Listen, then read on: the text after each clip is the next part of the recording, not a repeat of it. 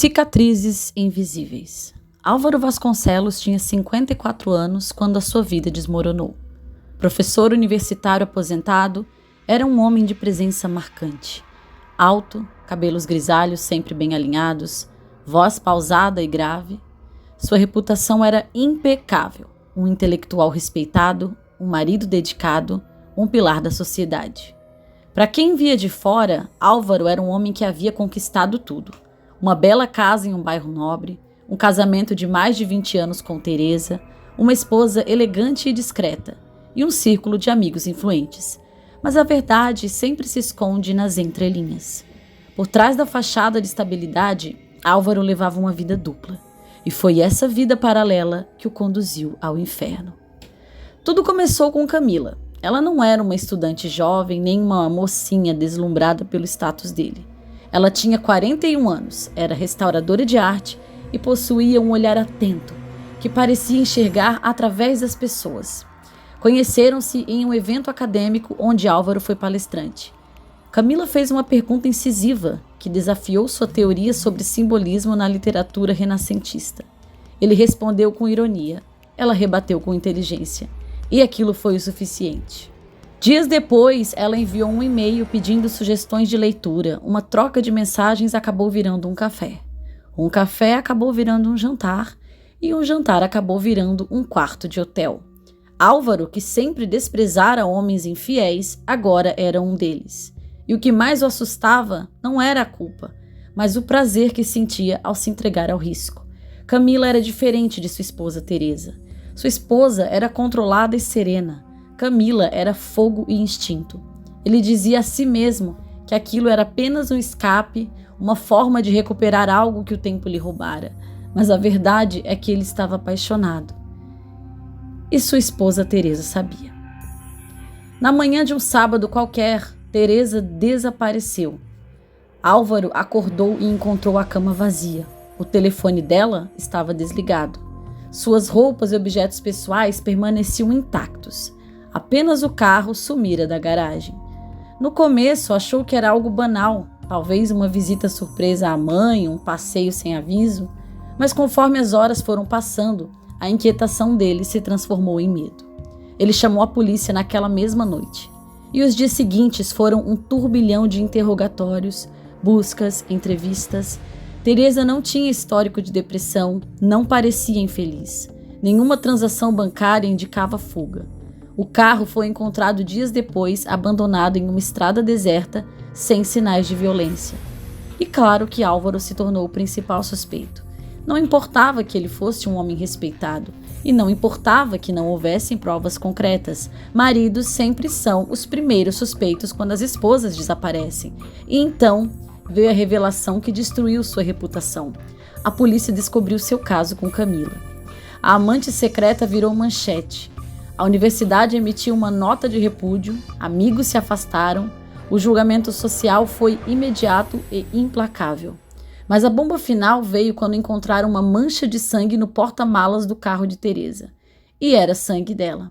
A essa altura, Álvaro já não sabia distinguir paranoia de realidade. Não se lembrava de Teresa sangrando. Não conseguia imaginar um cenário onde ele pudesse tê-la machucado. Mas então ele começou a duvidar de si mesmo. E se? E se tivesse acontecido algo? Ele foi preso, interrogado, ridicularizado. Sua amante Camila tentou defendê-lo, mas sua palavra valia pouco, afinal, ela era amante. Mas sem um corpo, sem uma arma, sem uma confissão, o caso enfraqueceu. A promotoria não conseguiu uma condenação definitiva e Álvaro foi libertado, mas nunca foi inocentado. Meses depois, sozinho, em um apartamento alugado, Álvaro era apenas uma sombra do homem que já fora. Ele recebe um envelope sem remetente. Dentro havia uma foto. Na foto estava Teresa, sentada em um café, sorrindo. Vivos ao fundo, letreiros em francês. Alguém tinha feito questão de escrever à caneta a data daquela foto, 2 semanas atrás. O telefone tocou. Ele atendeu com a voz trêmula. Gostou da foto, Álvaro? Era a voz de Teresa. O coração dele disparou. O que está acontecendo? Ela riu, uma risada fria. Eu só queria que você sentisse um pouco do que eu senti. E desligou. Álvaro sentiu as suas pernas fraquejarem. Teresa nunca esteve morta. Ela havia planejado tudo. Ele perdeu tudo, ela venceu. E agora só lhe restava a sombra do que um dia foi. O jogo das aparências. Meu nome é Eduardo Montenegro. Tenho 30 anos. Sou advogado de renome, especializado em direito corporativo, e sou casado com Isabela há 5 anos. Aos olhos da sociedade, temos o casamento perfeito. Moramos em um apartamento luxuoso nos Jardins, viajamos constantemente para a Europa e frequentamos os melhores restaurantes. Isabela é linda, culta, elegante, uma mulher que qualquer homem desejaria. E por muitos anos eu me convenci de que eu também a amava. Mas amor é uma palavra muito traiçoeira. A minha vida era impecável, cada peça meticulosamente colocada no tabuleiro da minha existência. Nada estava fora do lugar, nenhum erro cometido, até conhecer ele. A primeira vez que eu vi Gabriel foi em um evento da firma. Ele era um jovem advogado recém-contratado para o time de fusões e aquisições. Tinha 27 anos, olhos castanhos profundos e um sorriso que parecia saber de segredos que ninguém mais conhecia. Algo nele me incomodou de imediato. Não era apenas a beleza, a segurança no olhar ou a forma como me encarava. Era o fato de que pela primeira vez na minha vida eu senti algo que eu sabia que eu não deveria sentir. E então eu comecei a testar meus limites. Nos tornamos próximos no trabalho, compartilhando almoços e jantares de negócios. Ele me contava de sua vida com uma liberdade que me desconcertava, enquanto eu me mantinha contido, sempre escolhendo cuidadosamente as palavras. Até o dia em que bebemos demais em um evento da empresa e ele me desafiou. Você se esconde muito bem, doutor Montenegro, mas não me engana. Aquela frase ficou na minha cabeça como uma fagulha pronta para incendiar tudo. E naquela noite, o inevitável aconteceu. No silêncio de um quarto de hotel, eu traí tudo que eu construí. Meu casamento, minha reputação, minha imagem perfeita. E eu gostei. O problema não foi o desejo. O problema foi que Gabriel não era um segredo bem guardado. Ele era uma bomba relógio.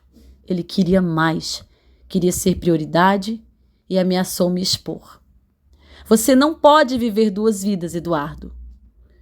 Foi quando eu comecei a pensar em soluções. Opção 1, terminar tudo e torcer para que ele ficasse quieto. Opção 2, convencer Gabriel de que o nosso caso precisava ser discreto e assim poderíamos continuar. Ou opção 3, eliminá-lo. A terceira opção me assustou quando surgiu na minha mente. Mas quanto mais eu pensava, mais lógica ela parecia. Comecei a seguir seus hábitos, descobri sua rotina. Percebi que ele sempre corria sozinho no Parque Ibirapuera nas noites de quarta. O local era escuro o suficiente. Um acidente podia acontecer. Então, uma quarta-feira chuvosa, eu fui até lá. Ele ficou surpreso ao me ver. Você vai correr comigo? Ele riu provocador. Não, eu não vim correr, eu vim resolver um problema. Com mãos firmes, esperei até estarmos próximos a uma área isolada e o empurrei com força contra o barranco de concreto. O impacto foi brutal. Ele caiu e bateu a cabeça. Sangue manchou o asfalto. Meu coração martelava, mas eu sabia o que fazer. Peguei suas chaves, seu celular e empurrei o corpo para a água. Ninguém veria, ninguém saberia, e eu saí dali como se nada tivesse acontecido. Nos dias seguintes, acompanhei as notícias. Jovem advogado desaparecido e depois, corpo encontrado no Ibirapuera. Policiais rondaram a empresa, mas sem suspeitos. Eu estava a salvo. Até que um bilhete chegou à minha mesa. Você acha que pode me apagar tão facilmente? Meu sangue gelou. Então recebi um e-mail anônimo, com um vídeo em anexo. O vídeo mostrava tudo.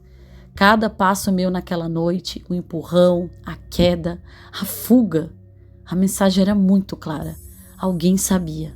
Desesperado, tentei rastrear o remetente, mas sem sucesso. Minha mente foi corroída pelo medo. Isabela começou a notar minha mudança de comportamento, perguntou se eu a estava traindo, se eu estava sendo ameaçado. E então, a grande revelação. Isabela me chamou para um jantar.